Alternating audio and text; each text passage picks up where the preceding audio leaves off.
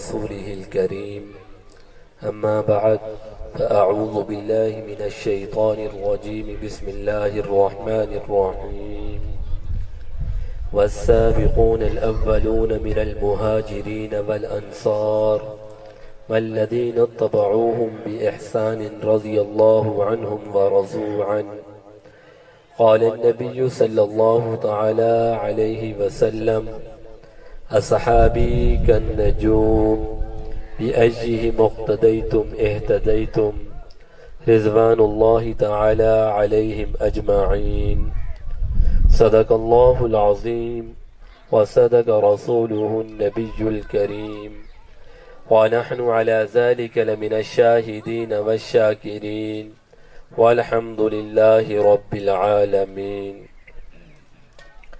اگر دونوں عالم میں مطلوب آرام ہے، اگر دونوں عالم میں مطلوب آرام ہے، ارے ناداں ان کا دامن تھام لے جن کا محمد نام ہے۔ نام محمد سے دلوں کو سرور ملتا ہے، نام محمد سے دلوں کو سرور ملتا ہے، نگاہ فکر کو تازہ شعور ملتا ہے۔ نصیب کیسا بھی ہو پڑھ کر درود محمد پہ، نصیب کیسا بھی ہو پڑھ کر درود محمد پہ، خدا سے جو بھی مانگو ضرور ملتا ہے۔ تمام ساتھی عقیدت محبت کے ساتھ بآواز بلند درود شریف پڑھ لیں۔ اللہم صلی علی محمد وعلی آل محمد كما صليت على إبراهيم وعلى آل إبراهيم إنك حميد مجيد اللهم بارك على محمد وعلى آل محمد كما باركت على إبراهيم وعلى آل إبراهيم إنك حميد مجيد۔ میرے عزیز واجب الاحترام، رجب کا مہینہ چل رہا ہے، بڑی عظمت والا بزرگی والا مہینہ ہے۔ آج رجب کی 17 تاریخ ہے۔ 13 رجب کو سیدنا علی رضی اللہ تعالی عنہ کی ولادت ہوئی۔ 22 رجب کو سیدنا امیر معاویہ رضی اللہ عنہ کا انتقال ہوا، اور 27 رجب کو جناب نبی کریم صلی اللہ علیہ وسلم کو معراج جیسی نعمت سے نوازا گیا۔ تو یہ 3 عنوان ہیں، بس ایسے تھوڑی تھوڑی بات ہر ایک کی طرف اشارہ کرنا ہے۔ ایک تو اصول یاد رکھیں کہ نبی کے جتنے صحابہ سارے کے سارے جنتی ہیں، سارے کے سارے۔ اللہ کے نبی نے ارشاد فرمایا، جس نے ایمان کی حالت میں مجھے دیکھ لیا، اللہ نے اس کے اوپر جنت کو واجب کر دیا ہے۔ کوئی تاریخ کا حوالہ دے، ہم کہیں گے ہم تاریخ صحابہ تاریخی شخصیات نہیں، وہ قرآنی شخصیات ہیں۔ قرآن نے ان کے بارے میں فرما دیا، وَالسَّابِقُونَ الْأَوَّلُونَ مِنَ الْمُهَاجِرِينَ وَالْأَنصَارِ وَالَّذِينَ اتَّبَعُوهُم بِإِحْسَانٍ رَضِيَ اللَّهُ عَنْهُمْ وَرَضُوا عَنْهُ۔ فرمایا کہ جو پہلے ایمان لے آیا، جس نے دین کی خاطر ہجرت کی، اور جو بعد میں ایمان لے آیا اس نے دین والوں کی نصرت کی، فرمایا پہلے والا ہو یا بعد والا ہو، اللہ دونوں سے راضی ہو گیا۔ تو اللہ نے رضا کا اعلان سب کے لیے کر دیا ہے، وہ چاہے خاندان نبوت ہو یا کسی قوم قبیلے کا فرد ہو، آ کر نبی کا دیدار کیا، اللہ نے اس پر جہنم کی آگ کو حرام کر دیا۔ پھر اتنا نہیں فرمایا، اس کو اور اللہ کے نبی نے واضح کیا، فرمایا جس نے میرے دیکھنے والوں کو ایمان کی حالت میں دیکھا، فرمایا مجھ کو نہیں، میرے دیکھنے والوں کو ایمان کی حالت میں دیکھا، اللہ نے اس کے اوپر بھی جہنم کی آگ کو حرام کر دیا ہے۔ تو اس لیے میرے بھائیوں، صحابہ بڑی عظمت والے، فضیلت والے۔ اب کسی ایک کا تذکرہ کروں، گفتگو لمبی ہو جائے گی، صرف 1-2 پہلو دیکھتے چلے جاؤ۔ بھئی ہم سارے کے سارے اہل بیت کو مانتے ہیں، صحابہ کو مانتے ہیں۔ کسی نے اپنے انداز کے اندر بڑے خوبصورت شعر میں کہا کہ دلوں میں محبت ہے، زبانوں پہ ترانے ہیں، دلوں میں محبت ہے، زبانوں پر ترانے ہیں، زمانے کو بتا دو کہ ہم صحابہ و اہل بیت کے دیوانے ہیں۔ فرمایا ہم دونوں سے محبت کرتے ہیں، صحابہ کی عظمت کا جس کو اعتراف نہیں، صحابہ کی عظمت کا جس کو اعتراف نہیں، وہ لاکھ سجدے کرے اس کا کوئی گناہ معاف نہیں۔ ہو بغض صحابہ سینے میں، ہو بغض صحابہ سینے میں، اور جا بیٹھے حرم میں، اس کے مقدر میں چکر تو ہیں مگر طواف نہیں۔ او ہم ذرا عقیدہ دیکھتے چلے جائیں کہ صحابہ کا عقیدہ کیا۔ ہم سارے کہتے ہیں بہن جناب ہمیں حضرت علی رضی اللہ عنہ سے محبت ہے، تو حضرت علی کے ذرا عقائد کو دیکھتے چلے جائیں۔ فرمایا جب حالات خراب ہوئے، سیدنا علی رضی اللہ عنہ اس ٹائم 22 لاکھ مربع میل کے حکمران تھے۔ رات کو اٹھے، باہر آئے تو دیکھا کچھ لوگ پہرا دے رہے ہیں۔ ان سے پوچھا پہرا کیوں دے رہے ہو؟ کہنے لگے علی حالات خراب ہیں، آپ کی حفاظت کے لیے پہرا دے رہے ہیں۔ پھر پوچھا بھائی جو میری حفاظت کے لیے پہرا دے رہے ہو، میری حفاظت کن سے کرو گے؟ زمین والوں سے یا آسمان والے سے؟ اب وہ سارے پہرے دار کہنے لگے علی آسمان والے سے کون بچا سکتا ہے، ہم تو زمین والوں سے تمہاری حفاظت کریں گے۔ پھر حضرت علی رضی اللہ عنہ نے فرمایا کہ او لوگو مجھے تمہاری ضرورت نہیں ہے۔ لوگ کہنے لگے عجیب بات ہے، حالات خراب ہیں، ہم آپ کی حفاظت کے لیے آئے اور آپ کہہ رہے ہیں کہ ہماری تمہیں ضرورت ہی نہیں ہے۔ فرمایا کیوں؟ حضرت علی نے جواب دیا، آب زر سے لکھنے کے قابل ہے۔ فرمایا او لوگو جب تک آسمان والا فیصلہ نہ کرے زمین والے کچھ کر ہی نہیں سکتے۔ فیصلے کہاں سے ہوتے ہیں؟ آسمانوں سے۔ کون کرتا ہے؟ میرا اللہ کرتا ہے۔ تو حضرت علی نے عقیدہ بتلایا کہ فیصلے کرنے والا رب ہے، زمین کے لوگ کچھ کر نہیں سکتے۔ حضرت علی رضی اللہ عنہ جہاد کے لیے آئے، ایک نجومی ملا۔ نجومی کہنے لگا علی میں ستاروں کی چال ڈھال کو جانتا ہوں، آج میں نے حساب کیا تو یہ ستارے تیرے مخالف ہیں، آج اگر تو لڑائی کرے گا شکست کھا جائے گا۔ آج ستارے چل رہے ہیں، یہ چلتے ہوئے رات کو اپنی جگہ بدلیں گے، جہاں جائیں گے وہ جگہ وہ ستاروں کی چال تیرے موافق ہو جائے گی، اگر تو کل حملہ کرے گا تو تجھے فتح مل جائے گی۔ اب ہمارے جیسا کوئی ایمان کا کمزور ہوتا، ایمان ڈاما ڈول ہو جاتا۔ ادھر اللہ کے نبی کے تربیت یافتہ صحابہ تھے، علی بن ابی طالب تھے۔ فرمایا سارا لشکر جمع کرو، جمع ہو گیا۔ فرمایا تیاری کرو ہم ابھی حملہ کریں گے۔ حملہ کیا، اللہ نے فتح دے دی۔ فرمایا نجومی کو پکڑ کر لے آؤ۔ نجومی آ گیا تو حضرت علی نے فرمایا کہ بھائی آج میں تھکا ہوا تھا، میرا ارادہ تھا آج آرام کرنے کا، تو لیکن تو نے کہا تیرے ستاروں کی چال مخالف ہے، حملہ کرے گا شکست کھا جائے گا۔ میرے ذہن کے اندر بات آئی، اب اگر میں آرام کرتا ہوں کل حملہ کروں تو لوگ کہیں گے کہ علی نے نجومی کی بات کو مان لیا، لوگوں کا ایمان خراب ہو جائے گا، تو اس لیے میں نے آج حملہ کیا۔ اور تو سن، تو کہہ رہے ستارے مخالف ہیں، سارے زمین والے مخالف ہو جائیں، آسمان والے مخالف ہو جائیں، اگر ہمارا اللہ ہمارے ساتھ ہے تو ہمیں کوئی شکست نہیں دے سکتا۔ تو حضرت علی نے بتلایا کہ مسلمان ستاروں کے ماننے والے نہیں ہوتے، ستاروں کی پوجا کرنے والے نہیں ہوتے۔ آج کل لوگوں کو ایسے وہم پڑ گئے ہیں جناب ستارے، کوئی آدمی یہ سمجھتا ہے کہ جناب میرے ستارے گردش میں ہیں، لوگ کہہ دیتے ہیں، علماء نے لکھا ایمان ختم ہو جاتا ہے۔ اللہ کے نبی نے منع کیا ہے، فرمایا کاہن کو جو مذاق میں، نجومی کو مذاق میں ہاتھ دکھائے، پتہ ہو کہ نجومی جھوٹا ہے، فرمایا اس ہاتھ دکھانے والے کی 40 دن تک اللہ کوئی نہ فرض نماز قبول کرتے ہیں، نہ نفل نماز قبول کرتے ہیں، نہ صدقہ خیرات قبول کرتے ہیں۔ اس دروازے کو بند کیا ہے۔ کوئی اگر یہ یقین رکھے کہ نجومی اور کاہن غیب جانتے ہیں، یہ میرے کل کے بارے میں بتلائیں گے، فرمایا اس انسان کا ایمان ہی ختم ہو گیا ہے۔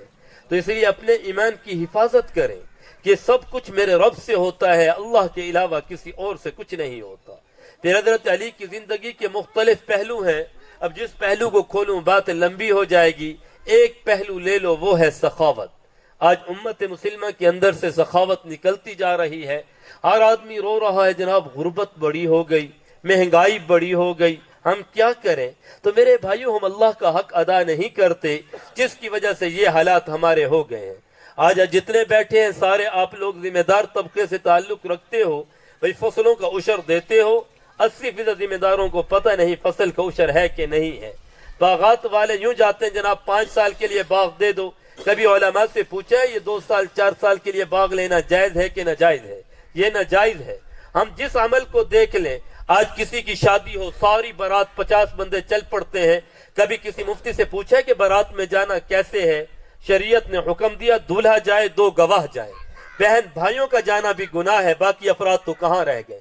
ہر کام کے اندر تو ہم گناہ کو لے کے آتے ہیں، تو جو گناہ کو لے کر آئیں گے پھر کہاں سے حالات بدلیں گے؟ میں کسی پہلو کو لے لوں، ہر پہلو کے اندر رونا ہے، دکھ ہے۔ جس مسئلے کو لے لو، علماء نے یہاں تک لکھا ہے ایک کوئی آدمی فوت ہو جائے وہاں جا کر روٹی نہیں کھانی چاہیے، 3 دن تک مرحوم کے اہل خانہ کو روٹی دو۔ مرحوم کے اہل خانہ کون ہے؟ فرمایا کہ مرحوم کے بیٹے، بیٹیاں، بیوی اور ماں باپ۔ بہن بھائی بھی مرحوم کے اہل خانہ میں نہیں آتے، باقی رشتہ دار تو دور کی بات، یہ سارے جا کر جو کھانا کھا کر آتے ہیں کہاں سے جائز ہے؟ اب لوگ کہیں گے جناب یہ اس کا مسئلہ، یہ اس کا مسئلہ، یہ آج کی بات، یہ کل کی بات۔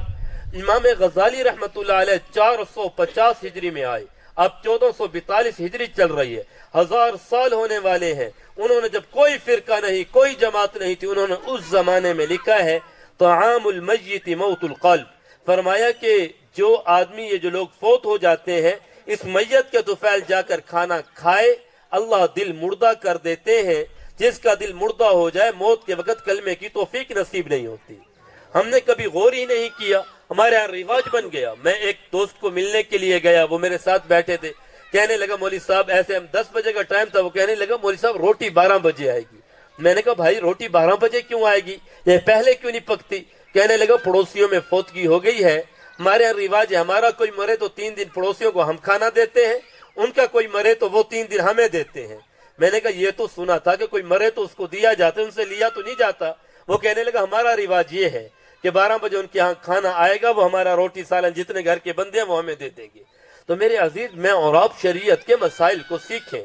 میں اپنی زندگی میں بتلاؤں، اتنے واقعات پیش آتے ہیں۔ خود ایک آدمی مریض میں حکیم کے پاس بیٹھا ہوا تھا، آدمی آیا کہنے لگا مفتی صاحب دعا کرو، یہ میرے والد بیمار ہیں، اللہ ان کو صحت دے دے، یہ مر نہ جائے۔ میں نے کہا بھائی زندگی اور موت اللہ کے مقدر میں ہے، تو اتنا پریشان کیوں ہے؟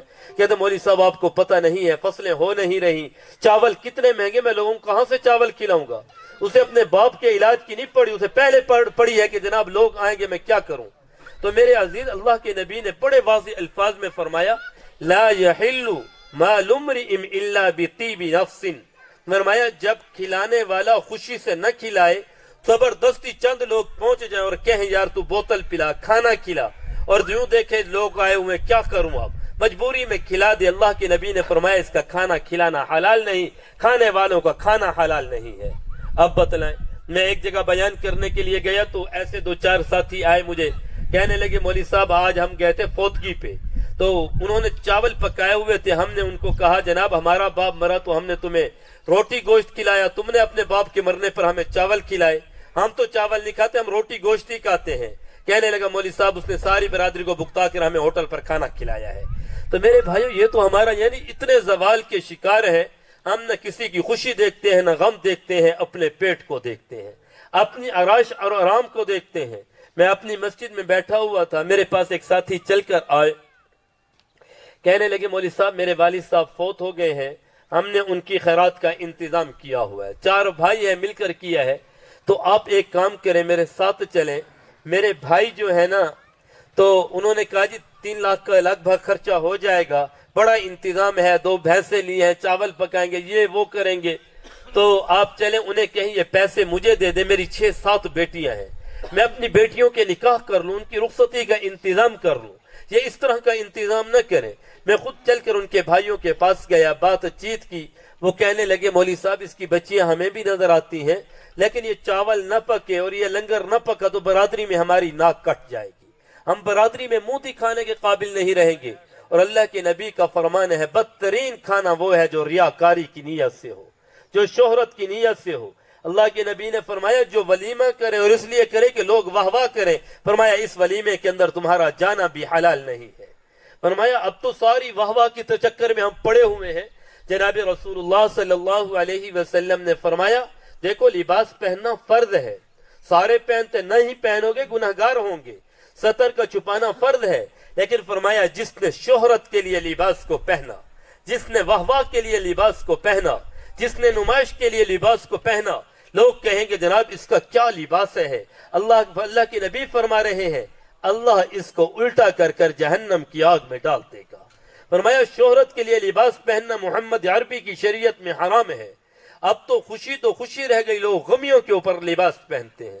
خود مجھے ساتھی 2-3 ملے، ایک بھی نہیں ملا، کہنے لگے مولوی صاحب میرے والد فوت ہوئے رات کے ٹائم، میری بیوی نے کہا چلو پہلے کپڑے لے کر آتے ہیں نہیں تو مجمع جمع ہو جائے گا، ہم کیا منہ دکھائیں گے۔ کہا اسی ٹائم میں رات کو گیا، کپڑے لے کر آئے، کپڑے راتوں رات درزی کو دیے، کہا جی صبح کو سی کر دینا۔ کہا صبح جب اعلانات ہوئے صبح مجمع ہوا، ہم نے نئے سوٹ پہنے۔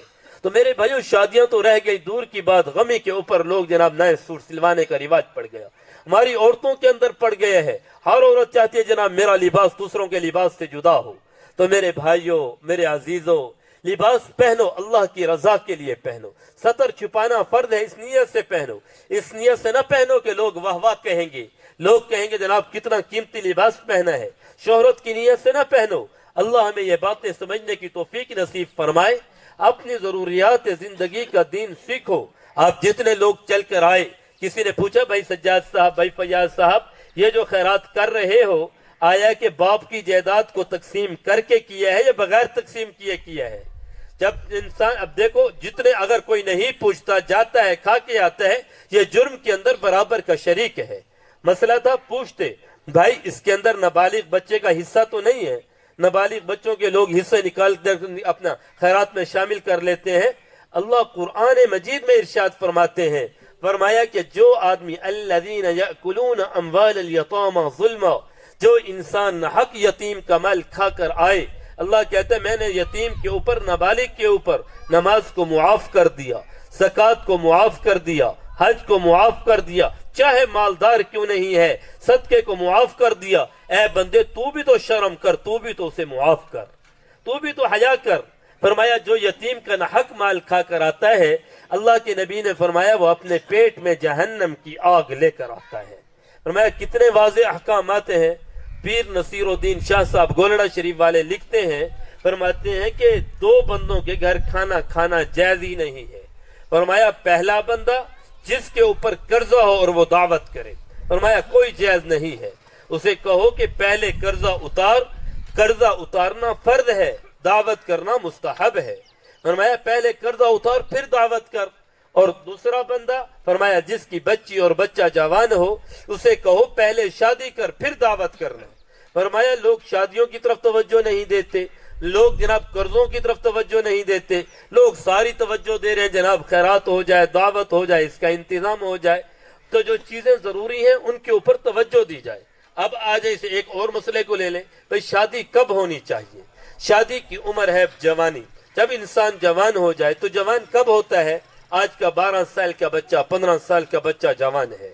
پورے عرب کے علماء نے 12 سال عمر لکھی ہے، اب ان کا جدید فتویٰ ہے کہ 12 سال کا بچہ جوان ہے۔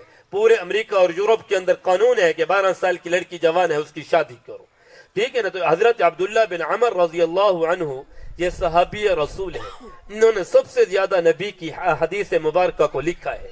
وہ فرماتے ہیں 11.5 سال کی عمر میں میرے باپ عمر کی شادی ہوئی، میں 12.5 سال کے تھے میں پیدا ہو گیا، 12.5 سال کے اپنا 11 سال میری عمر ہوئی، میرے باپ نے میری شادی کی جب میرے والد 25 سال کے تھے، دادا بن چکے تھے۔ تو فرمایا یہ شریعت کی حد ہے۔ آپ نے حضرت علی رضی اللہ عنہ کا ہاتھ پکڑا، فرمایا علی لڑکی 15 سال کی، لڑکا 16 سال کا ہو اس کی شادی کر دو، اس سے آگے نہ بڑھانا، اس سے زیادہ تاخیر نہ کرنا، نہیں تو اس کے ہر گناہ کے اندر اس کے وارث کا حصہ برابر کا ہوگا۔ اور ہمارے یہاں 15-16 سال کا رواج ہی نہیں ہے جناب 15 سال کا بچہ شادی کرے یا لڑکی شادی کرے، تصور سے ہی نکلتا چلا گیا۔ اور ہمارے ہاں ایک عمومی طور پر رواج چل رہا ہے، یار بچہ پاؤں پہ کھڑا نہیں ہوا، اس کی شادی کریں گے تو یہ کیا کرے گا؟ اللہ قرآن مجید میں ارشاد فرماتے ہیں اَن يَكُونُوا فُقَرَاءَ يُغْنِيهِمُ اللَّهُ مِنْ فَضْلِهِ، اگر فقیر ہو، غریب ہو، شادی کرو گے اللہ غنی کر دے گا۔ تو اللہ کا قول سچا ہے کہ نہیں ہے؟ سچا ہے، سارے مانتے ہو نا؟ تو اللہ کا فرمان سچا ہے۔ فرمایا شادی کرو، اللہ قرآن میں فرماتے ہیں اَن يَكُونُوا فُقَرَاءَ يُغْنِيهِمُ اللَّهُ مِنْ فَضْلِهِ، فرمایا فقیر ہو شادی کرو اللہ غنی کر دے گا۔ اس لیے اولاد کی بر وقت شادی کرنا سیکھو. پہلے دیہاتوں میں ہو جاتی تھی, اب دیہاتوں کے اندر بھی رواج نہیں رہا. اور جو انسان یعنی جو عورت بیوہ ہو جائے, فرمایا اس کی بھی بر وقت شادی کرو. مولانا طارق جمیل صاحب فرماتے ہیں کہ مجھے ایک عورت نے فون کیا, وہ کہنے لگے مولوی صاحب آپ بڑے بیانات کرتے ہو, امت کو اس بات کی بھی ترغیب دو جو عورت بیوہ ہو جائے اس سے بھی کوئی شادی کرے. یہ بیوہ عورتیں مسائل کے اندر پھنسی ہوئی ہیں. پھر ایک اور پیاری حدیث ہے. اب تو مسئلہ یہ ہے کہ ہمارے دیہاتوں کے اندر یا شہر ہوں دیہات ہوں, ہم جو ہندوستان سے چل کر آئے, ہندوؤں کا رواج تھا ایک شادی کرنا, وہ سارے ہمارے پاکستان کے اندر پھیلا ہوا ہے رواج. حدیث مبارکہ کے اندر آتا ہے, بڑی پیاری حدیث ہے. ایک صحابی ہے, یا رسول اللہ غربت ہے میں کیا کروں؟ آپ نے فرمایا شادی کر. پھر وہ آئے, یا رسول اللہ غربت ہے میں کیا کروں؟ فرمایا دوسری شادی کر. پھر آئے, یا رسول اللہ غربت ہے کیا کروں؟ فرمایا میرے رب کا وعدہ سچا ہے, جو شادیاں زیادہ کرے گا اللہ اس کو غنی کرے گا, جا تیسری شادی کر. وہ ماننے والے تھے, فوراً گئے, کہا یہ تیسری شادی کر کے آئے. پھر کہا یا رسول اللہ میرے رب نے اب مجھے امیر کر دیا ہے. تو شادیوں سے بندہ امیر ہوتا ہے. اب سارے بیٹھے ہو, چلو ہم سارے جتنے بیٹھے نا, جب بھی نکاح ہونے لگے, میں خود نکاح پڑھاتا ہوں, مہاجر لوگ پھر بھی رعایت کرتے ہیں. ہمارے سراکی کہتے ہیں کوئی خانہ خالی نہ جائے, حالانکہ بعض شرطیں حرام کے ضمن میں آتی ہیں. مثال کے طور پر ایک شرط یہ ہوتی جی دوسری شادی کرے گا تو کیا دے گا, سارے لکھوا رہے ہوتے جی اگر دوسری شادی کی تو اتنے لاکھ پہلی بیوی کو دے گا. یہ شرط لکھوانا حرام ہے. جب بنیادوں کے اندر تم نے حرام کام کیا, وہ کسی اللہ والے کا کول ہے نا, کہ پاکستانی شادی دیکھی, سارا دن میراثی ناچے, رات کو گانے چلے, جب لڑکی کی رخصتی ہونے لگے قرآن کو سر کے اوپر کر کے کہتے اللہ برکت دینا. بھائی برکتیں کہاں سے آئیں گی؟ ساری شادی تو کی ہندوؤں کے طریقوں کے مطابق, انگریزوں کے طریقوں کے مطابق. اب کہتے ہیں اللہ تو برکت دے, میرا مسئلہ حل ہو جائے, گھر آباد ہو جائے. تو میرے بھائیو گھر ایسے آباد نہیں ہوتے. اب ایک شادی کا چلو تمہیں نقشہ بیان کروں. یہ شادی ہے رحمت دو عالم فخر مجسم جناب محمد عربی صلی اللہ علیہ وسلم کی بیٹی حضرت فاطمہ الزہرا کی. عمر ہے 15 سال, اور رشتہ لینے دینے کے لیے بڑے بڑے مکہ کے سردار آئے. حضرت ابو بکر نے پیغام دیا, سیدنا فاروق اعظم رضی اللہ عنہ نے پیغام دیا, ہر مالدار صحابی انصار نے پیغام دیا. اور حضرت علی رضی اللہ عنہ فرماتے ہیں مجھے سیدنا صدیق اکبر نے کہا علی تم جاؤ, شاید اللہ کے رسول تمہارا انتظار کر رہے ہو. کہنے لگے روزگار کوئی نہیں. میں اس حال کے اندر اللہ کے نبی کے پاس آیا, یا رسول اللہ, اس طرح کہا, خاموش ہو گیا. اللہ کے نبی نے فرمایا کہ مجھے دیکھا, کہا علی رشتہ لینے آئے ہو؟ کہا شرم کے مارے بولا نہ گئے. میں نے کہا جی. ایسے گردن ہلائی. فرمایا اہلا و سہلا مرحبا, فرمایا خوش آمدید, تیرا آنا مبارک ہو. فرمایا اس کے بعد میں چلا گیا. لوگوں نے کہا جی مبارک ہو, اللہ کے نبی کو تیرا رشتہ پسند آ گیا. پھر آپ نے فرمایا علی کچھ ہے؟ اب حضرت علی کا جواب سنو. کہا یا رسول اللہ ایک چادر جو نیچے تہ بند باندھتا ہوں یہ ایک چادر ہے, اوپر قمیض نہیں ہے, اور جسم کو اوپر والا حصہ چھپانے کے لیے بھی کوئی چادر نہیں ہے. یہ غربت بتلا رہا ہوں. کہا یا رسول اللہ ایک چادر ہے دوسری چادر نہیں, دوسرا کپڑا کوئی نہیں. کہا کوئی پیسہ جائیداد؟ کہا کچھ بھی نہیں. کہا اچھا اور کچھ؟ کہا یا رسول اللہ ایک اونٹ ہے وہ بھی آپ کا دیا ہوا ہے, جہاد کے لیے دیا تھا. ایک گھوڑا ہے, ایک تلوار ہے. اللہ کے نبی نے یہ سنا, فرمایا اچھا زیرہ بیچ کے آؤ. تو فرمایا زیرہ بیچنے کے لیے گیا. 20 درہم کی زیرہ تھی. میں بڑا پریشان تھا, کہاں سے پیسے آئیں گے؟ 400 درہم اللہ کے نبی نے حق مہر طے کیا. تو کہا جب میں اسے فروخت کرنے کے لیے گیا, حضرت عثمان رضی اللہ عنہ ملے, انہوں نے مجھے 400 درہم دیے. مجھے اتنی خوشی ہوئی جس کی انتہا نہیں, اور زیرہ بھی واپس کر دی. کہا میں نے وہ 400 درہم اللہ کے نبی کو دیے. فرمایا اب جب رخصتی میری تھی اس دن میں اونٹ چرا رہا تھا. حضرت حمزہ رضی اللہ عنہ آئے, کہنے لگے اللہ کے نبی مسجد نبوی میں تجھے بلا رہے ہیں, علی تیرے ساتھ اپنی بیٹی کا نکاح کرنا چاہتے ہیں.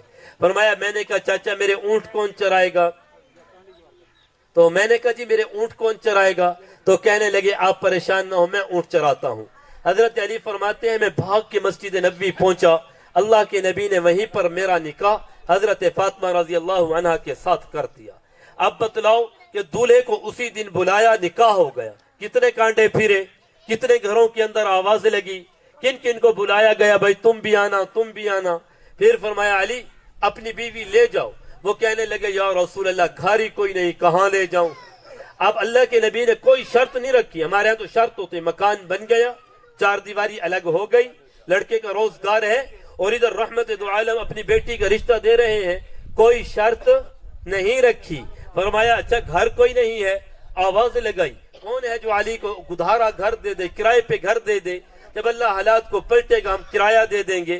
حضرت حارثہ بن نعمان رضی اللہ عنہ کھڑے ہوئے، کہا یا رسول اللہ میرا گھر حاضر ہے. اللہ کے نبی نے فرمایا ٹھیک ہے. فرمایا حارثہ یہ گھر اپنا علی کو دے دو. حضرت علی رضی اللہ عنہ فرماتے ہیں مجھے وہ گھر ملا، بڑی خوشی ہوئی، اور یوں میری رخصتی کیسے ہوئی؟ فرمایا میں اپنے گھر آیا، آپ نے حضرت ام ایمن رضی اللہ عنہا کو بلایا. فرمایا ام ایمن فاطمہ کا نکاح علی سے ہو چکا ہے، حضرت فاطمہ کو لے جاؤ، علی کے گھر چھوڑ کر آ جاؤ. میرے نبی کے گھر کوئی بارات نہیں آئی، کوئی افراد لینے کے لیے نہیں آئے، میرے پیغمبر نے اپنی بیٹی کو خود رخصت کر کر بھیجا ہے. تو یہ سنت عمل ہے. امام بخاری رحمت اللہ علیہ نے باب باندھا ہے، فرمایا پیغمبر کی سنت یہ ہے نکاح ہو جائے تو اپنی بیٹی کو خود چھوڑ کر آؤ. پھر امام شیخ الحدیث مولانا زکریا رحمت اللہ علیہ نے اپنی آپ بیتی کے حوالے سے ایسے کئی واقعات نقل کیے ہیں. فرمانے لگے کہ میری ہمشیرہ کا نکاح کا پیغام آیا تو حکیم سعید صاحب کا میں نے ہاں کر دی. میں نے کہا اچھا مشورہ کر لوں، بلواتا ہوں. کہا جی میں نے ان کو ایک دن بلوایا تو وہ آئے چل کر، ان کا والد بھی ساتھ تھا. کہنے لگے مولانا کیا سوچا؟ میں نے کہا سوچ لیا ہے اپنی بچی کا نکاح تمہارے ساتھ کرنا ہے. کہنے لگے کب آئیں؟ میں نے کہا کب نہیں، اب آئے بیٹھے ہو نکاح کر دیتا ہوں. کہا اسی ٹائم میں نے نکاح کیا. اب وہ لڑکے کا والد کہنے لگا حضرت جی کچھ دن تو پہلے بتاتے، افراد لے کر آتے. تو انہوں نے کہا چلو اب ہمیں اجازت دو. میں نے کہا اچھا ایسا کرو اپنی بارات لے کر جاؤ، اپنی بیوی لے کر جاؤ. لڑکے کا والد کہنے لگا نہیں نہیں ہم آئیں گے چند بندے لے کر، 2 دن کے بعد 3 دن کے بعد پھر آ کر یہ بارات لے جائیں گے. تو میں نے کہا چلو جیسے تمہاری مرضی.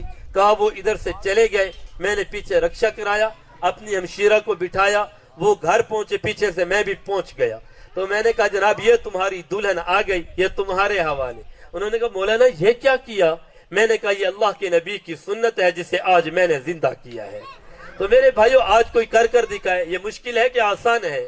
آج ہمارا دیہاتی سود پہ قرضہ لے گا، وہ جناب برادری کو بلائے گا، رو بھی رہا ہوگا بڑی مہنگائی ہے، بچوں کی شادیاں کرنا بڑا مشکل ہے، اور وہ یہ بھی کہے گا میں سنت پہ عمل نہیں کرتا. مجھے باقی سارے طریقے کہو یہودیوں کے عیسائیوں کے، میں اپنانے کے لیے تیار ہوں، میں نبی کی سنت پر چلنے کے لیے تیار نہیں ہوں. اور اللہ کے نبی کی اپنی شادی ہوئی حضرت عائشہ رضی اللہ تعالی عنہا کے ساتھ. اتنا مبارک جوڑا، زمین کے اوپر سب سے افضل جوڑا، خاندان نبوت کا فرد بننے کے لیے حضرت عائشہ آ رہی ہیں. خود فرماتی ہیں میں صبح کے ٹائم پنگوڑے پر بیٹھی جھولا جھول رہی تھی. میری والدہ بھی صبح کی نماز کا بعد کا ٹائم تھا، میری والدہ آئی، میرا منہ دھلایا، کہا کہ آج تیری رخصتی ہے. کہا میرا ہاتھ کو پکڑا اور اللہ کے نبی کے کمرے میں خود چھوڑ کر آئی. کہا یا رسول اللہ آپ کی دلہن آ گئی ہے. فرمایا آپ بتلاؤ کتنی آواز لگی اس شادی کے لیے، کتنا شور مچا، کن کن کو بتلایا گیا جناب شادی ہو رہی ہے. فرمایا یہ نکاح ہے، ان کو سنت پر لے کر آؤ. پھر اللہ کے نبی اس ٹائم مکہ سے ہجرت کر کر مدینہ آئے ہوئے تھے، غربت کا زمانہ تھا، کچھ تھا ہی نہیں. صبح کو حضرت ام سلیم رضی اللہ عنہا نے ایک دودھ کا گلاس دیا اور اللہ کے نبی نے اس دودھ کے گلاس کو لیا. فرمایا صحابہ کو بلاؤ. صحابہ آ گئے. فرمایا سارے ایک ایک گھونٹ دودھ پیو. سب نے ایک ایک گھونٹ دودھ پیا. پھر اللہ کے نبی نے فرمایا یہ مجھ محمد الرسول اللہ کا ولیمہ ہے، یہ مجھ محمد الرسول اللہ کا ولیمہ ہے. تو بھائی اس ولیمے پہ کچھ خرچہ ہوا ہے؟ اگر کسی کے پاس وسعت نہیں ہے، اس کے اندر برکت ہے، اس کام کے اندر خیر ہے، تو یوں شادیاں کرو. چلو ایک اور شادی دیکھیں. جناب رسول اللہ صلی اللہ علیہ وسلم خیبر سے واپس آ رہے ہیں، ابھی راستے کے اندر ہیں. صحابہ چل کے آئے، کہنے لگے یا رسول اللہ صلی اللہ علیہ وسلم اس لشکر کی قیدیوں کے اندر ایک عورت ہے جناب صفیہ رضی اللہ عنہا. اس کا والد قبیلہ بنو قریظہ کا سردار، اس کی والدہ قبیلہ بنو نذیر کی سردار، اور اس کا شوہر خیبر کا سردار. 3 نسبتوں سے اس کو سرداری ملی ہے. اللہ کے نبی اگر آپ اس سے شادی کریں تو 3 قبائل کے اندر اسلام پھیلے گا. صحابہ فرماتے شام کا ٹائم تھا، مغرب کے بعد کا ٹائم تھا، سفر کر رہے تھے. تو یہ مشورہ آپ کو دیا گیا. آپ نے فرمایا بات ٹھیک ہے، یہیں پہ ٹھہر جاؤ، نکاح پڑھتے ہیں. وہیں پہ ٹھہر گئے، نکاح ہو گیا. آپ نے فرمایا رات بھی یہیں پہ گزارتے ہیں. صحابہ کہتے مدینہ سے تھوڑے فاصلے پر تھے، ہم نے کہا چلو ایسا گھر رات کو پہنچ جائیں گے، لیکن آپ نے فرمایا نہیں، یہیں قیام کرو۔ ہم نے رات کو وہیں پہ قیام کیا، صبح کو تیاریاں کس لی کہ چلو مدینہ چلتے ہیں، گھر ساتھ ہے۔ اللہ کے نبی نے فرمایا کچھ ہے؟ ہم نے کہا یا رسول اللہ ہم نے تو کچھ بنایا ہی نہیں ہے، گھر پہنچ جائیں گے ناشتہ وہیں کریں گے۔ فرمایا نہیں ٹھہرو، میں نے ولیمہ کرنا ہے، دسترخوان بچھاؤ۔ کیا ہے؟ کہا یا رسول اللہ کھجوریں ہیں تھوڑی سی، اعلیٰ کھا گئی، اعلیٰ کھجوروں کو ہم نے کھا لیا، ادنا کھجوریں بچ گئی ہیں، اور یا رسول اللہ تھوڑی سی پنیر ہے۔ فرمایا لے آؤ سارے اپنی اپنی۔ سارے صحابہ اپنی کھجوریں لے کر آئے، اپنی پنیر لے کر آئے، کہ ہم نے دسترخوان پہ رکھا۔ اور اس ٹائم وسعت تھی، خیبر فتح ہوا، زمینیں ملی، باغات ملے، اونٹ ملے اور دیگر جانور ملے۔ اللہ کے نبی نے وہیں پر سب کو بٹھایا، فرمایا کھاؤ۔ سب نے وہ کھجوریں اور پنیر کھائی۔ جب اٹھ کر جانے لگے فرمایا اللہ کے نبی نے فرمایا او لوگو یہ مجھ محمد الرسول اللہ کا ولیمہ ہے۔ تو میرے بھائی یہ مشکل ہے کہ آسان ہے؟ تو فرمایا کہ مشکل ہے آسان ہے، یہ بڑا آسان ہے۔ تو عرض یہ کروں ہر کام کو سنت پر لے آؤ، شادی بھی آسان، غمی بھی آسان۔ تو جس طریقے سے سنت سے ہٹ جاؤ گے وہی طریقہ مشکل ہو جائے گا۔ ہم فوتکیوں پر دیکھتے چلے جائیں، بھائی میت کے اہل خانہ کو کھانا دینا ہو، اس کے بیٹے بیٹیاں، آسان ہے کہ مشکل ہے؟ آسان ہے، لیکن ساری برادری کو دینا ہے، اب مشکل ہو جائے گا۔ بعض جگہ اتنی قباحتیں ہیں میں بیان نہیں کر سکتا۔ میں ایک جگہ رمضان المبارک کا مہینہ تھا، ایک آدمی فوت ہوا، میں جنازے پہ گیا، میں بھی بیٹھا ہوا تھا نا، مرحوم کے بیٹے لکھوا رہے تھے یار لکھو ہم نے فلاں کو کھانا دیا، فلاں کو کھانا دیا، انہیں کہو کھانا دے۔ تو وہیں پر میں ساتھ بیٹھا ہوا تھا، ایک بندہ بول پڑا، اس کے بیٹوں کو کہا کہ ملک جی ہمارے حالات ٹھیک نہیں ہیں، ہمیں اس دفعہ چھوڑو دو، اگلی دفعہ کوئی فوت کی ہوگی تو پھر ہم کھانا دے دیں گے۔ آگے سے مرحوم کے بیٹے نے اسی ٹائم جواب دیا، کہا جب ہم نے کھانا دیا تھا کسی نے ہمارے حالات پوچھے؟ تیرے حالات کیسے ہیں؟ جب تم نے ہمارے حالات نہیں پوچھے ہم تمہارے حالات کی خبر کیوں کریں؟ تم ہمیں فوراً کھانا دو۔ علماء نے لکھا ہے جو کھانا اس نیت سے دیا جائے آج میں دے رہا ہوں کل کو یہ دیں گے، فرمایا یہ کھانے کا لین دین سود ہے۔ جیسے سود کا کھانا گناہ ہے نا، اس کا کھانا گناہ ہے، پھر جو لیں گے وہ بھی گناہگار، جو آ کر کھائیں گے وہ بھی گناہگار۔ بھائیو کس کے لیے دینا ہے؟ اللہ کی رضا کے لیے۔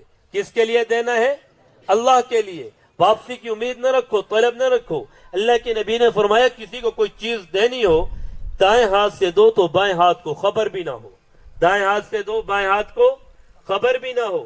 اور ادھر ہمارے ہاں چھاڑے دیتے، سارے نام لکھ رہے ہوتے فلاں کی طرف سے ہے، تو جس چیز پہ نام و نمائش آ جائے وہ اللہ کے ہاں قبول نہیں ہوتی۔ وہ پکڑ کا ذریعہ تو ہے، اجر کا ذریعہ نہیں ہے۔ تو خیر بات دور سے دور نکلتی چلی گئی ہے۔ حضرت علی کے حوالے سے بات کر رہا تھا، چلو ایک اور بات معاشرت کی لے لیں۔ حضرت علی رضی اللہ عنہ فرماتے ہیں بھئی ہر گھر کے اندر تھوڑی سی بات ہو جاتی ہے۔ فرمایا کہ ایک دفعہ میری حضرت فاطمہ رضی اللہ عنہ سے تھوڑی سی بات ہو گئی، میں ناراض ہو کر چلا گیا، تو اللہ کے نبی پیچھے حضرت فاطمہ کے پاس آئے، پریشان بیٹھی تھی۔ کہا بیٹی کیا بات ہے، پریشان کیوں ہو؟ میں نے کہا یا رسول اللہ آج شوہر سے تھوڑی سی بات ہو گئی، وہ ناراض ہو کر چلے گئے ہیں۔ تو اللہ کے نبی باہر نکلے، پوچھا لوگوں علی کہاں ہے؟ کیا تو لوگوں سے پوچھتے رہے، ایک صحابی نے کہا یا رسول اللہ مسجد نبوی کی طرف میں نے جاتے دیکھا ہے۔ ہمارے جیسا کوئی ہوتا بیٹی شکایت لگاتی شوہر کی، وہ کہتا چل بیٹی گھر چلے، اس کو تو ابھی طبیعت ہی ٹھیک کر دیں گے، دیکھ لیں گے، کیس کر دیں گے اس کے اوپر، ہمارے بڑے تعلقات ہیں۔ اور ادھر رحمت دو عالم ڈھونڈ رہے ہیں کہ میرا داماد کہاں ہے۔ کہا مسجد میں آئے تو دیکھا سو رہے تھے، اپنی چادر کو لیا، جس چادر کو قرآن نے یا ایھا المزمل کہا، یا ایھا المدثر کہا، اس چادر کو لے کر حضرت علی رضی اللہ عنہ سوئے ہوئے تھے۔ فرمایا صرف تہبند باندھا ہوا، اوپر کی چادر کوئی نہیں، زمین کے اندر اوپر کوئی کپڑا نہیں بچھا ہوا، مسجد میں کوئی صف نہیں، کوئی چٹائی نہیں، کوئی قالین نہیں، سارا جسم مٹی کے اپنے مٹی سارے جسم پہ لگی ہوئی۔ اللہ کے نبی نے حضرت علی کے جسم کو خود اپنے ہاتھوں سے چھاڑا، فرمایا قم یا ابا تراب، تب حضرت علی کو ابو تراب کا لقب ملا۔ فرمایا او مٹی والے کھڑا ہو جا، فرمایا میں کھڑا ہو گیا۔ تو اللہ کے نبی نے فرمایا علی آؤ گھر چلے۔ فرمایا ابھی تو میں لڑ کے آیا تھا، غصہ تھا، جانا نہیں چاہتا تھا، آپ نے یوں میرا ہاتھ اپنے ہاتھ میں لیا، کہا آؤ چلے۔ کہا اب میں سوچ رہا تھا اللہ کے نبی کو انکار کروں تو کیسے کروں کہ میں نہیں چلتا، کہا لیکن انکار نہیں ہو سکا۔ آپ میرا ہاتھ پکڑ کر مجھے گھر لے کر آئے، پھر اپنی بیٹی فاطمہ کو بلایا، فرمایا فاطمہ آ جاؤ۔ حضرت فاطمہ رضی اللہ عنہا بھی آ گئیں۔ آپ نے حضرت فاطمہ کا ہاتھ اپنے ہاتھ میں رکھا، اوپر حضرت علی کا ہاتھ رکھا، پھر اوپر اپنا ہاتھ رکھا، پھر فرمایا صلح ہو گئی؟ دونوں نے کہا یا رسول اللہ صلح ہو گئی۔ پھر آپ نے یہاں چند نصیحتیں کی ہیں، بڑی قیمتی نصیحتیں ہیں۔ پہلے اپنی بیٹی کو مخاطب کیا، فرمایا اے میری بیٹی فاطمہ سن، علی تیرا شوہر ہے، اگر یہ تجھ سے ناراض ہوا اور اس حال میں تیرا انتقال ہو گیا تو میں اللہ کا رسول تیری نماز جنازہ نہیں پڑھاؤں گا۔ یہ تجھے اور مجھے بتلایا گیا، وہ تو خاتون جنت، جنت کی عورتوں کی سردار، اور اللہ کے نبی کیا فرما رہے ہیں؟ اے فاطمہ، علی تیرا شوہر ہے اور اس حال میں تیرا انتقال ہوا، تیرا شوہر تجھ سے ناراض ہے، میں رحمت دو عالم، فخر مجسم، تجھے مسلمانوں کے قبرستان میں دفن ہونے کی اجازت بھی نہیں دوں گا۔ پھر فرمایا فاطمہ تو میری بیٹی ہے، میری لخت جگر ہے، مجھے بڑی پیاری لگتی ہے، لیکن تیرا شوہر تجھ سے ناراض ہوا تو میرے گھر کا دروازہ تیرے لیے بند ہے، شوہر کو ناراض کر کر میرے گھر نہ آنا۔ تو حضرت فاطمہ رضی اللہ عنہا کی آنکھوں میں آنسو آئے، کہنے لگی یا رسول اللہ آئندہ میں اپنے شوہر کو ناراض نہیں کروں گی اور آپ کو شکایت کا موقع نہیں دوں گی۔ پھر اللہ کے نبی نے حضرت علی کو دیکھا، فرمایا علی فاطمہ بضعۃ منی من اذاها فقد اذانی، یہ فاطمہ میرے جگر کا ٹکڑا ہے۔ میرے پیغمبر کی 3 بیٹیاں پہلے وفات پا گئی تھی، حضرت زینب، حضرت رقیہ، حضرت ام کلثوم رضی اللہ عنہا، یہ پیغمبر کی حیات میں وفات پا گئی، اور حضرت فاطمہ رضی اللہ عنہا کا انتقال میرے نبی کی حیات کے وفات کے 6 ماہ بعد ہوا۔ تو بہرحال عرض یہ کر رہا تھا، فرمایا علی فاطمہ میرے جگر کا ٹکڑا ہے، جو اس کو تکلیف پہنچاتا ہے، گنبد خضرا میں مجھ محمد الرسول اللہ کا سینہ دکھتا ہے، اے علی خیال کر۔ تو حضرت علی کی آنکھوں میں بھی آنسو آئے، کہنے لگے یا رسول اللہ آئندہ آپ کو بھی شکایت نہیں ہوگی، آپ کی بیٹی کو بھی شکایت نہیں ہوگی، لیکن اس کے اندر میرے اور آپ کے لیے پیغام ہے۔ آج جو ساری عدالتیں کھلی ہوئی ہیں اور 95% جو عدالتوں کے اندر جھگڑے ہیں، یہ تو زمینوں کے جھگڑے کم ہیں اور یہ جناب مذہبی جھگڑے کم ہیں، سب سے زیادہ جھگڑے یہی ہیں۔ 2.5 لاکھ عورتوں نے لاہور کے اندر میں پڑھ رہا تھا، ایک ہی جج سے 2.5 لاکھ عورتوں نے 1 سال میں طلاق لی ہے۔ اب یہ جو طلاقیں لے رہی ہیں کہاں جائیں گی؟ ماں باپ کے گھر جائیں گی۔ انہیں کون سپورٹ کر رہا ہے؟ ان کے والدین کر رہے ہیں۔ تو میرے عزیز عرض یہ کر رہا ہوں، اگلا مسئلہ تو یہ ہے کہ جس کو جج آج کل جیسے کہتے ہیں نا جج طلاق دے دیتا، جا تجھے طلاق ہے، یہ شرعاً تو طلاق ہوتی ہی نہیں ہے بھئی۔ جیسے مجھے اختیار نہیں ہے میں کسی کی بیوی کو طلاق دے دوں، کسی اور کو بھی اختیار نہیں ہے کہ وہ کسی اور کی بیوی کو طلاق دے۔ بھئی ہم جج کی بیوی کو طلاق نہیں دے سکتے تو جج ہماری بیوی کو بھی شرعاً طلاق نہیں دے سکتا۔ طلاق کا حکم اللہ نے صرف شوہر کو دیا ہے۔ پھر علماء نے اس سے اگلا مسئلہ لکھا ہے، فرمایا جس کو جج طلاق دے اور ماں باپ آ کر اپنی بیٹی کی شادی دوسری جگہ کر دے، فرمایا شادی ہوتی ہی نہیں ہے، جتنی عمر رہے گی زنا ہے، بدکاری ہے، یہ انسان کے گناہوں کا وبال ہے۔ پھر اگلا مسئلہ لکھا ہے، جس بندے کو مسئلے کا پتہ ہونے کے باوجود وہ اپنی بیٹی کا نکاح دوسری جگہ کرے، فرمایا یہ نکاح کرنے والے ایمان سے خارج ہو جاتے ہیں۔ جو اس نکاح کے اندر شرکت کریں گے یہ بھی ایمان سے خارج ہو جائیں گے۔ ہم نے تو کوئی مسئلہ مولوی سے پوچھنا نہیں ہے، جہاں چلے جائیں جناب فلاں سے رشتہ داروں سے مشورہ کیا کیا جائے، انہوں نے کہا ایسے کر لو، ہم نے کہا یہی شریعت ہے۔ تو میرے عزیز علماء سے پوچھا کریں۔ تو بات دور نکل گئی، بات میں یہ عرض کر رہا تھا کہ وہ نمازی میرے آئے، ساتھی آئے، وہ کہنے لگے میری بچیاں جوان ہیں، آپ آئیں بھائیوں سے بات کریں۔ تو میں نے بات کی تو انہوں نے کہا مولوی صاحب اگر ہم یہ پیسے اس کو دے دیں، یہ اپنی بچیوں کے نکاح کر لے تو برادری میں ہماری ناک کٹ جائے گی۔ میں نے کہا اچھا وہ تمہاری مرضی ہے، مسئلہ یہ ہے۔ انہوں نے کہا مسئلے کو چھوڑو، ہم نے برادری میں اپنی ناک کو اونچا رکھنا ہے۔ میں نے کہا اچھا ایسا کر لو، اس کو چھوڑ دو، یہ غریب بندہ ہے، اس کے پیسے نہ ملاؤ۔ وہ کہنے لگے نہیں یہ بھی ہمارا بھائی ہے، باپ شریک ہے، یہ بھی برابر کا حصہ دے گا۔ اب وہ غریب آدمی تھا، بیل ریڈی چلاتا، تو اس نے کہا بھائی میرے پاس تو پیسے نہیں ہیں۔ تو وہ بھائی آپس میں دوسروں کہنے لگے یار اس کا ایک ہی بیل کھڑا، اسے پکڑ بیچ کیا۔ تو وہ کہنے لگا مولوی صاحب میرے بیل کو پکڑا، وہ 70,000 کا بکا۔ تو انہوں نے وہ پیسے اس کے اندر شامل کیے اور کہا باقی پیسے تیرے اوپر قرضہ ہے، تھوڑا تھوڑا کر کے اتار دینا۔ پھر جب وہ اپنا انتظام ہوا، بیان ہوا، میں خود اس میں شرکت کی، وہ بیٹھا رو رہا تھا، کہہ رہا تھا مولوی صاحب جتنے کھانا کھا کے جا رہے ہیں حرام کھا کے جا رہے ہیں، میں ان کو کھلا کے راضی نہیں ہوں، میری ذریعہ آمدن ختم ہو گئی ہے، میں پریشان بیٹھا ہوں۔ تو میرے بھائیو اس کو اللہ کے نبی نے فرمایا لا يحل مال امرئ الا بطیب نفس، جب تک دل کی خوشی نہ ہو کسی کے ہاں کھانا بھی نہ کھاؤ۔ वजाहत करो भाई, खिला सकते हो ठीक है, बस औकात लोग जी बोतल पी लो या चाय पी लो, वो तकल्लुफन पूछते हैं।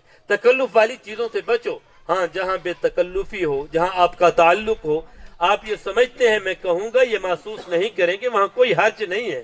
लेकिन जहाँ आपको पता हो फिर जबरदस्ती करना, ये शरन हराम है। ये सिर्फ खाने पीने में नहीं, हर मामले के अंदर। इसकी चलो एक और मिसाल ले लो।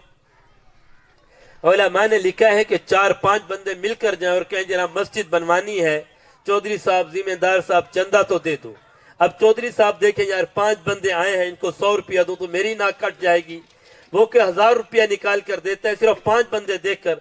उलमा ने कहा यह चंदा भी हराम है।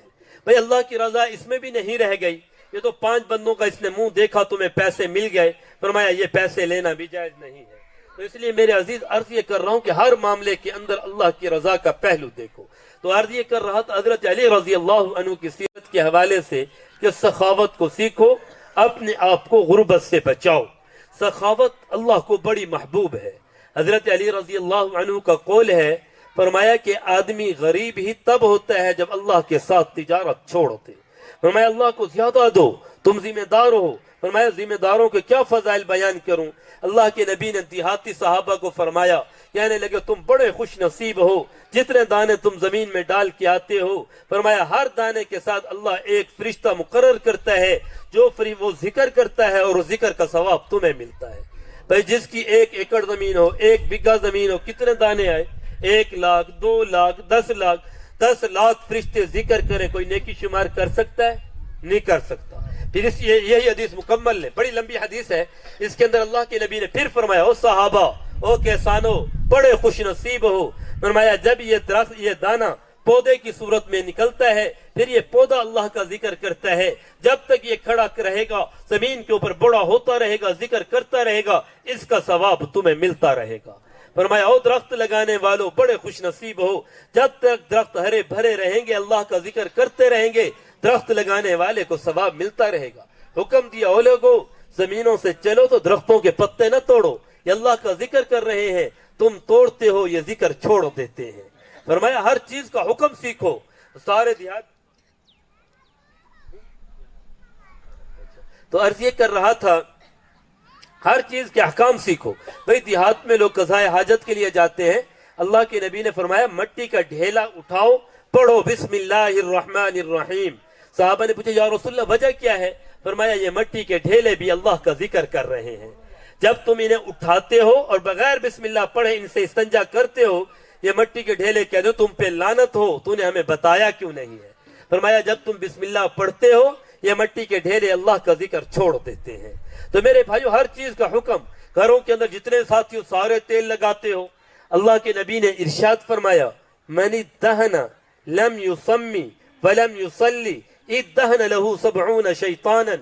फरमाया जो सर में तेल लगाए, तेल लगाने से पहले बिस्मिल्लाह ना पढ़े और तेल लगाने से पहले मुझ पर दुरूद शरीफ न पढ़े, अल्लाह के नबी ने फरमाया 70 शैतान उसके सर पे रगड़ा लगाते हैं। अब कभी हमने एहतिमाम किया कि जनाब हम कभी बिस्मिल्लाह पढ़ी, दुरूद शरीफ पढ़ा, मर्द हो औरत हो सारे ही गफलत की जिंदगी गुजार रहे हैं, सारे ये सोचते जनाब मरेंगे बेड़ा पार हो जाएगा। तो मेरे भाइयों ये तो अमल की जिंदगी है। तो बात दूर निकल गई। अर्ज ये कर रहा था कि अल्लाह के नबी ने फरमाया ये पौधा निकला, ये अल्लाह का जिक्र करता है।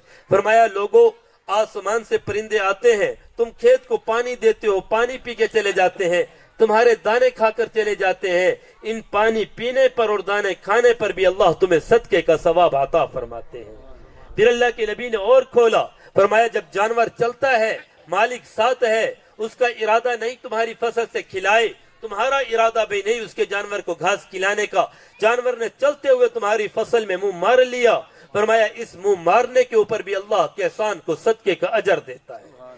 फिर फरमाया कि ओ किसान तू तो इतना खुश नसीब है कि चोर आए तेरी फसल चोरी करके चला जाए, तू चोर को ढूंढ पर्चा करवा भाग दौड़ कर, फरमाया वो तेरा अलग मसला है, लेकिन इस चोरी के ऊपर भी अल्लाह तुझे सदके का अजर देगा। लेकिन साथ एक कैद लगाई, फरमाया ये सारे अजर उस टाइम तक मिलेंगे जब किसान गाली ना दे।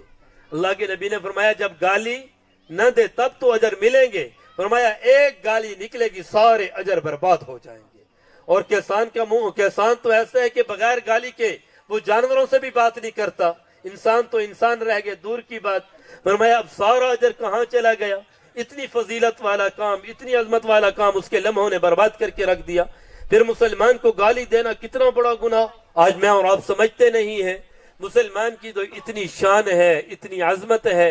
جناب رسول اللہ صلی اللہ علیہ وسلم فتح مکہ کے موقع پر طواف کر رہے ہیں، حضرت عمر رضی اللہ عنہ ساتھ تھے، منہ سے نکلا ما اطیبک وما اعظمک وما شانک، یا رسول اللہ بیت اللہ کتنا اعلیٰ ہے، بیت اللہ کتنا عمدہ ہے، بیت اللہ کتنی شان والا ہے۔ تو اللہ کے نبی نے فرمایا عمر میں تجھے بتلاؤں بیت اللہ سے بھی زیادہ عظمت کس کی ہے، بیت اللہ سے بھی زیادہ شان کس کی ہے؟ تو حضرت عمر فرماتے مجھے جھٹکا لگا، میں نے کہا یا رسول اللہ بیت اللہ سے بھی بڑھ کر کسی کی شان ہو سکتی ہے، بیت اللہ سے بڑھ کر بھی کسی کی عظمت اور مقام ہو سکتا ہے؟ اللہ کے نبی نے فرمایا ہاں عمر، لحرمت المؤمن عند اللہ اعظم، مسلمان کی شان، مسلمان کی عزت، مسلمان کا مقام اللہ کے ہاں بیت اللہ سے بھی زیادہ ہے۔ مسلمان کی شان اللہ کے ہاں بیت اللہ سے بھی زیادہ ہے۔ مسلمان تو اتنی عظمت والا، اتنی شان والا ہے، تو اس مسلمان کا اکرام سیکھو، اس مسلمان کی عزت کرنا سیکھو۔ حضرت علی رضی اللہ عنہ کے حوالے سے عرض کر رہا تھا کہ سخاوت مسلمان کا شعار ہونا چاہیے۔ اللہ کے نبی نے فرمایا غربت کب آتی ہے؟ جب مسلمان اللہ کے ساتھ تجارت کرنا چھوڑ دے۔ بھائی تمہاری زمینیں، ایک تو ہے میرے رب کا حق، فی اموالہم حق معلوم للسائل والمحروم، فرمایا یہ رب نے حق رکھا ہے کہ تم عشر نکالو، مانگنے آئے اسے بھی دو، والمحروم جو مانگنے نہ آئے اس کو بھی دو۔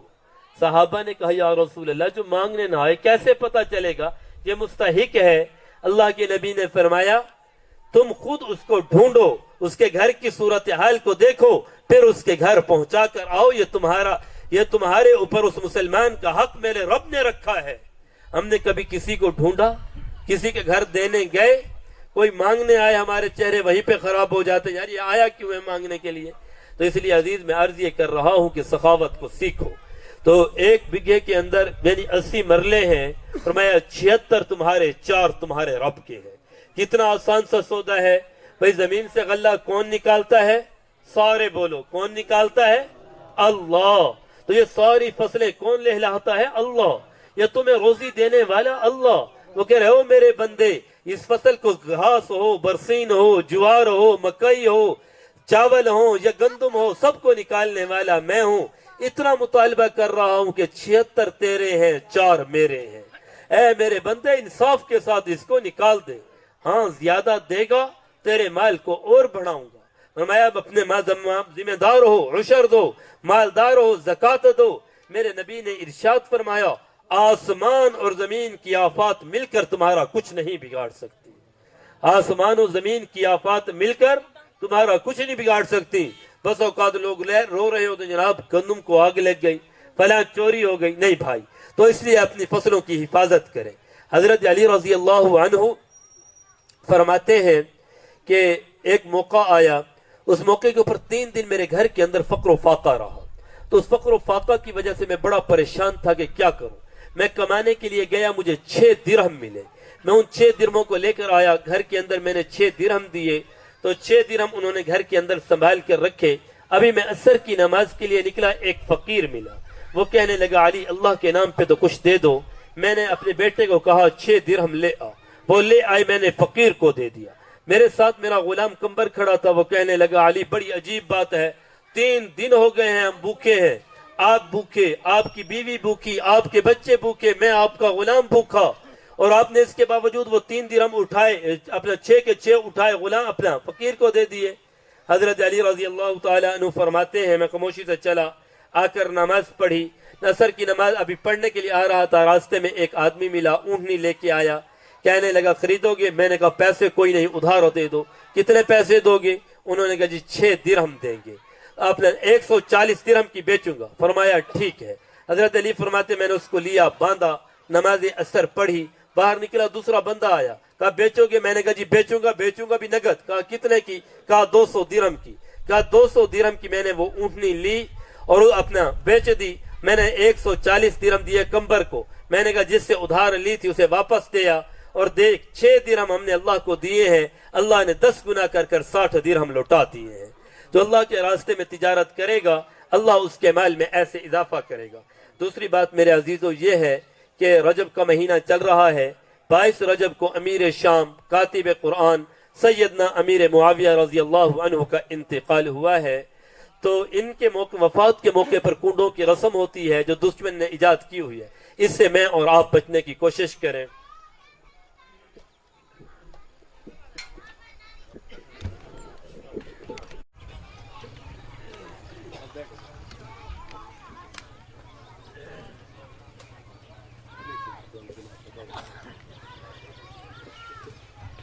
تو میرے عزیز صرف ایک بات سیدنا امیر معاویہ رضی اللہ عنہ پر کہہ کر تو اپنے خصوصی مہمان جو ہمارے فیصل آباد سے تشریف لائے، شہنشاہ خطابت حضرت مولانا شبیر احمد عثمانی صاحب دامت برکاتہم العالیہ، پھر اپنے مخصوص انداز میں ہم سب کو صحابہ اور ایمان کی باتیں سنائیں گے۔ انشاءاللہ ایمان تازہ ہوگا، آپ سنیں گے، صدیوں یاد رکھیں گے کہ ہم نے کیسے لاجواب خطیب اور بے مثال خطیب کو سنا ہے۔ تو بہرحال ایک بات یاد رکھے کہ سیدنا امیر معاویہ کون ہے۔ ایک چھوٹی سی اپنا بات لیں کہ حضرت امیر معاویہ رضی اللہ عنہ نے جب ایمان قبول کیا، اللہ کے نبی اتنا خوش ہوئے امیر معاویہ کے ایمان کے اوپر، اپنی قمیض مبارک اتاری سیدنا امیر معاویہ کو ہدیۃً دی۔ عمرۃ القضاء کے موقع پر انہوں نے ایمان قبول کیا، اور اس کے بعد اللہ کے نبی نے اپنے بال کٹوائے عمرہ کر کر، اور اپنے ناخون کٹوائے، اور یہ دونوں چیزیں سیدنا امیر معاویہ رضی اللہ عنہ کو دیں۔ فرمایا تیرے ایمان لانے کی خوشی میں تجھے عطا کر رہا ہوں۔ فرمایا حضرت ظہیر رضی اللہ عنہ ایک صحابی ہیں، سیدنا امیر معاویہ رضی اللہ عنہ جب حکمران بنے تو اللہ کے نبی نے حضرت ظہیر کو ایک اپنی چادر اتار کر دی تھی۔ امیر معاویہ حکمران بنے تو ان کو بلایا، فرمایا میں نے سنا ہے تیرے پاس رحمت دو عالم فخر مجسم محمد عربی صلی اللہ علیہ وسلم کی چادر ہے، وہ تو چادر مجھے دے، میں تجھے 1,00,000 درہم دیتا ہوں۔ وہ بھی صحابی رسول تھے، نبی کے سچے عاشق تھے، وہ کہنے لگے امیر معاویہ تیرے 1,00,000 کم ہے، نبی کی چادر اس سے زیادہ قیمتی ہے۔ امیر معاویہ نے فرمایا 1,00,000 کم ہے تو 2,00,000 لو۔ اس نے کہا 2,00,000 بھی کم، نبی کی چادر اس سے زیادہ قیمتی۔ اس نے کہا جی 4,00,000 لو۔ فرمایا 4,00,000 بھی کم، نبی کی چادر اس سے بھی زیادہ قیمتی۔ پھر حضرت ظہیر رضی اللہ عنہ نے فرمایا امیر معاویہ کہ تیری حکومت ایک پلڑے میں رکھ دی جائے اور میرے پیغمبر کی چادر ایک پلڑے میں رکھ دی جائے تو میرے پیغمبر کی چادر تیری حکومت سے بھی زیادہ قیمتی ہے۔ فرمایا اس کے بعد حضرت ظہیر چلے گئے، پھر واپس آئے اور وہ چادر حضرت امیر معاویہ رضی اللہ عنہ کو ہدیۃً عطا کر دی۔ فرمایا تو حکمران تھا، تو نے زبردستی چادر مجھ سے نہیں لی، اب یہ چادر میں تجھے ہدیۃً دے کے جا رہا ہوں۔ اللہ کے نبی نے اپنی زندگی میں مختلف بادشاہوں کو خطوط لکھوائے، ان کے اندر آپ نے موجودہ دور کا بلوچستان، اس زمانے میں اس کا نام قلات تھا، اس کے بادشاہ کو خط لکھا تو اس کے بادشاہ کے پاس خط پہنچا، اس نے ایک وفد بھیجا کہ جاؤ تحقیق کر کر آؤ کہ یہ انسان کون ہے۔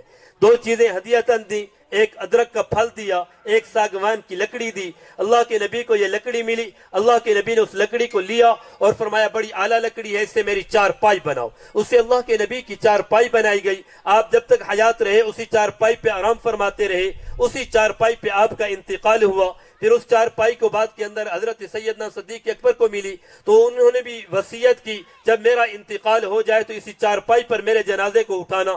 پھر اس کے بعد حضرت عمر رضی اللہ عنہ کو ملی، انہوں نے بھی یہی وصیت کی میرے انتقال کے وقت میری میت کو اسی 4 پائی پہ اٹھایا جائے۔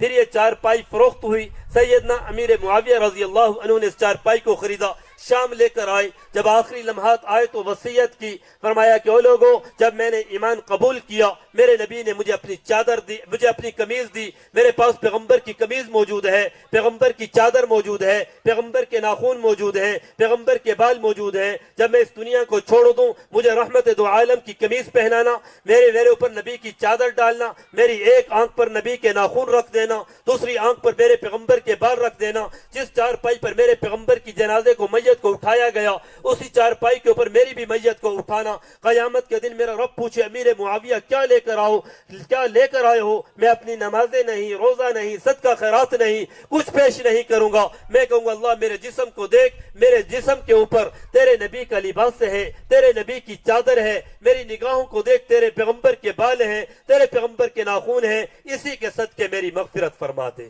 تو میرے بھائیو، یہ عظیم انسان 22 رجب کو اس دنیا کو چھوڑ کر چلا گیا ہے. تو صحابہ سے پیار ایمان کی علامت ہے. میں نے شروع میں کہا تھا کہ دلوں میں محبت، زبانوں پر ترانے ہیں. زمانے کو بتا دو کہ ہم صحابہ و اہل بیت کے دیوانے ہیں. ہر ایک سے محبت ہماری اپنا ایمان کا حصہ ہے. دعا ہے کہ جو کچھ کہا سنا اللہ عمل کرنے کی توفیق نصیب فرمائے. آپ تمام حضرات درود شریف ذرا آواز بلند پڑھ لیں.